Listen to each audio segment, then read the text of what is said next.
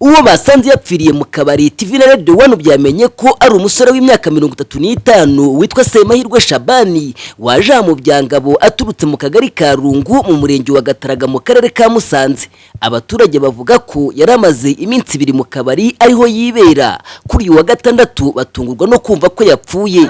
Ejo bundi yakodeshejemo iroje araramo ejo ava mu sayirindwi avuye mu sayirindwi ubwo ninjoro ngeragaruka arakodesha amaze gukodesha bavuga ababwira ko arava mu sayirindwi zigeze rero bakomanze basanga urugiro afunze bahamagarira abayobozi niho baje bavuga ati umuntu yapfiriyemo urugiro rwa rukinze.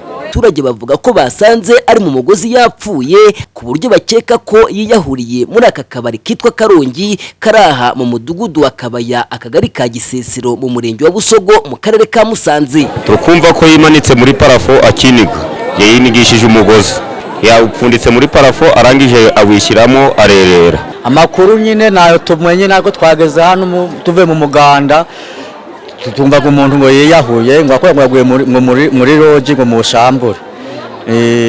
Nubwo impamvu yaba yamutiye kwiyahura nta rwego rufite mu nshingano rurayitangaza.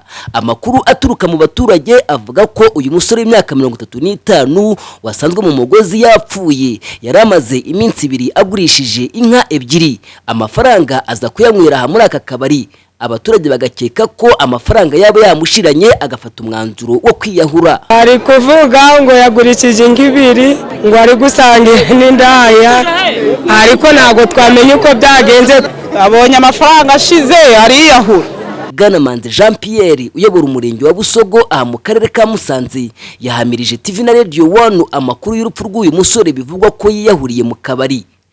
Byamenyekanye n'ubundi saa 7 z'amanywa nyuma y'umuganda n'abamacumbikiye bagiye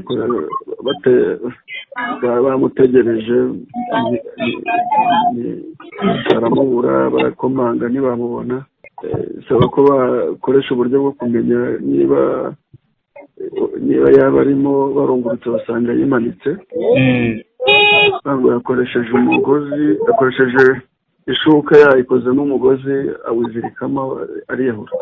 Ubwo twagasabye RIB nayo igakora akazi kayo ikareba umuntu icyo yazize niba bamunize niba se wenda yiyahuye nta muntu bari kumwe. TV na Radio 1 byavuye aha mu Byangabo mu murenge wa Busogo mu karere ka Musanze. Inzego z'umutekano nka polisi y'u Rwanda icyarimwe n'urwego rw'igihugu rw'ubugenzacyaha RIB batangiye iperereza ku cyateye urupfu rw'uyu musore bivugwa ko yiyahuriye mu macumbi y'akabari. Umurambo we wahise ujyanwa ku bitaro bya Ruhengeri kugira ngo ukorerwe isuzumwa. Peter Clever Nizeyimana TV 1 mu karere ka Musanze.